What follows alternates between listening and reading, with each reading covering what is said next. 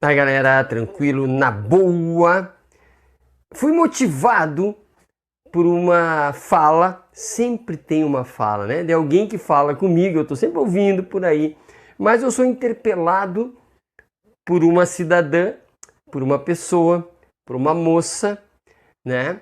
Que mora aqui no meu condomínio, né? Então a gente se cruza aí toda hora. E ela faz algum comentário sobre esse último evento relativo ao Lula, né, relativo aos processos do Lula, né, e relativo principalmente ao discurso do Lula, ao primeiro discurso depois da última decisão do STF.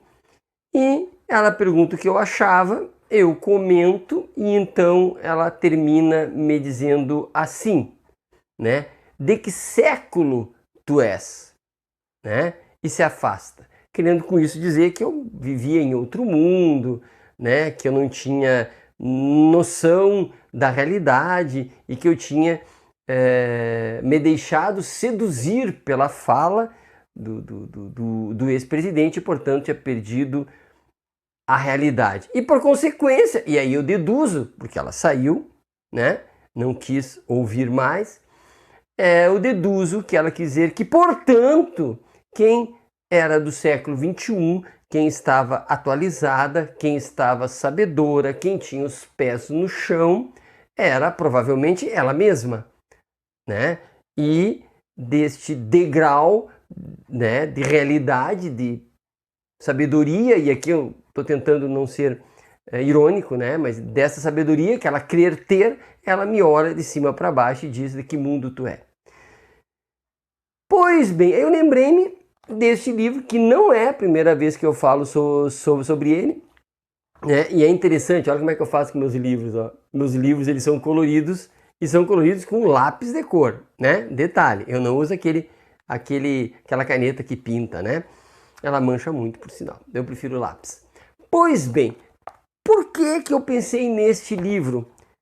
E assim que ela terminou de falar, eu lembrei-me deste livro, notadamente no capítulo, na abertura dele, lá no subtítulo que diz assim: a contradição opressor-oprimido, sua superação, né? Que nesse livro, na página 30, né? Enfim.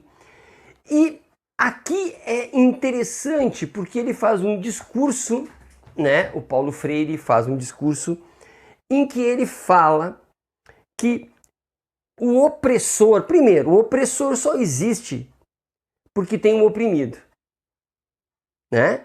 O opressor só existe porque tem um oprimido. Veja a importância do oprimido para a existência do opressor, né? E por outro lado, o oprimido, assim que puder, diz Paulo Freire, corre o risco de oprimir outra pessoa. Veja, o oprimido é oprimido porque tem opressor. O opressor só existe porque tem oprimido, e o oprimido perigosamente poderá oprimir alguém.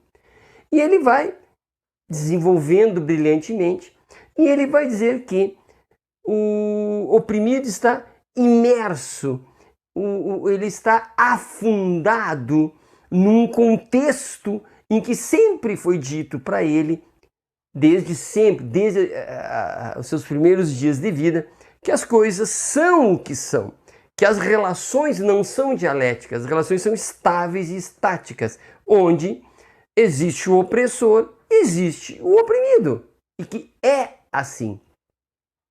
Mas as coisas são postas de tal forma que o oprimido imerso, o opressor também, mas o oprimido imerso, ele acaba não desconfiando mais que existem outras relações possíveis e que, portanto, ele vai reproduzir a relação de opressor-oprimido. E aí o Paulo Freire chega a dar um exemplo em que alguém pode ser a favor, né, da reforma agrária para que ele possa ter terras. E tendo terras, o sonho dele é ter trabalhadores na terra para que ele possa ser também, de repente, se possível, um latifundiário.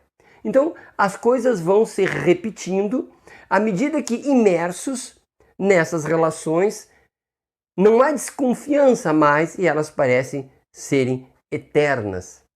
E, portanto, não é possível, ou melhor, possível é, mas é muito difícil, tanto o opressor quanto o oprimido, ambos desconfiarem que as relações podem ser diferentes disso.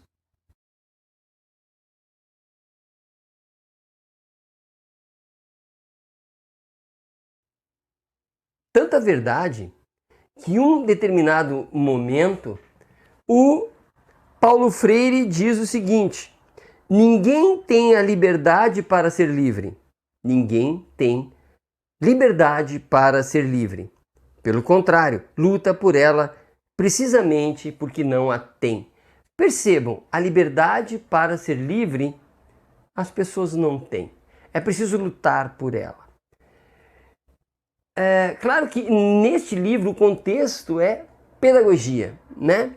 Pedagogia, ensinar e aprender, né?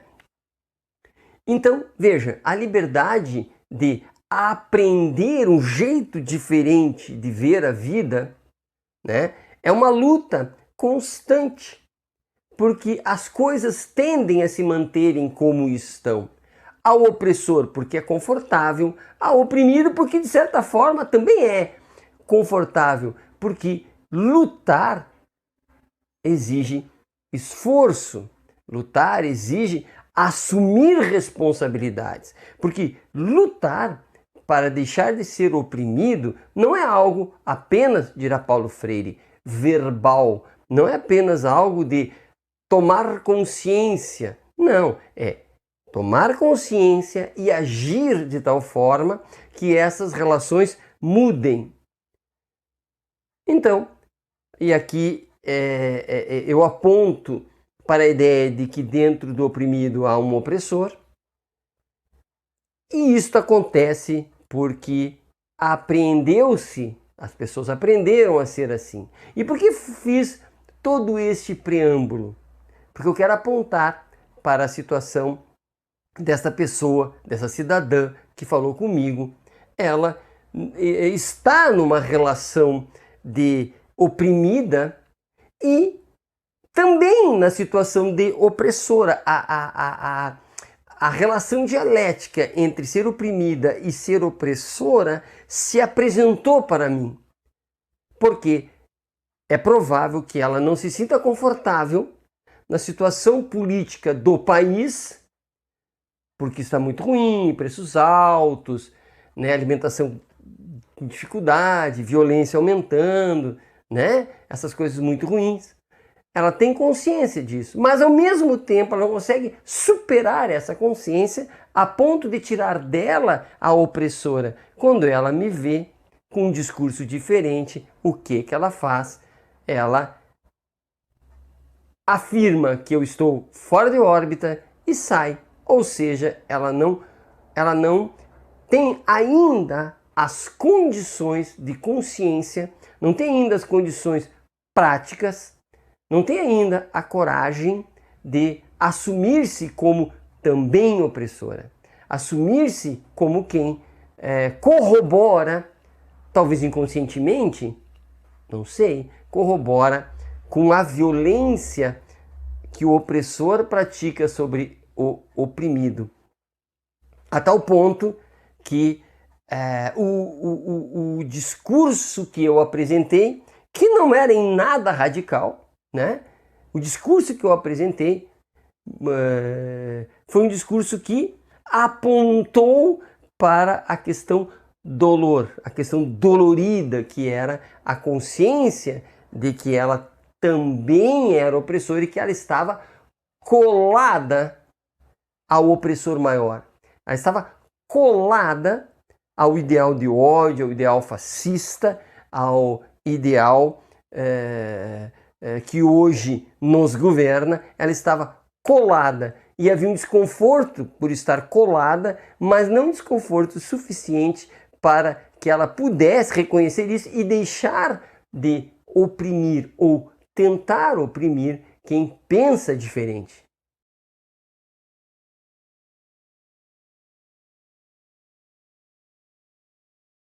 Aqui é interessante Ele vai dizer, e aqui assim, umas 4 páginas só, né? Que eu peguei, só esse subtítulo mesmo que eu peguei.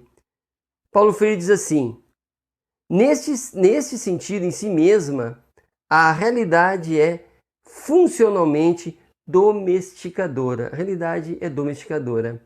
Libertar-se da sua força, indiscutivelmente, a imersão com imersão, sair dela, né? A imersão dela, a volta sobre ela.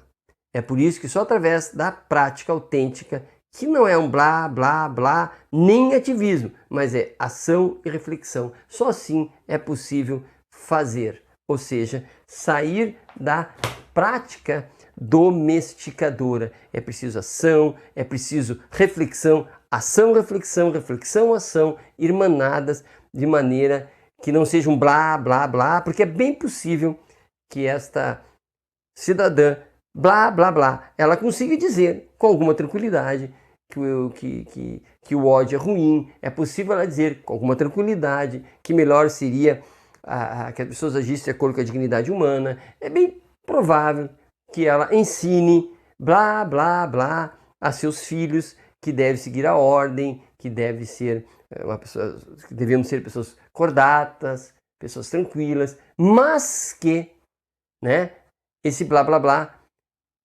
que as pessoas ouvem, que os filhos ouvem, que a comunidade ouve, não é condizente com a sua postura ética e com a sua postura evidente, com a sua postura no dia a dia, né? Que essa postura que transmite a domesticação, que transmite a colagem entre o opressor maior com ela e, portanto, isso permite que ela, mesmo sentindo-se oprimida, ela oprima.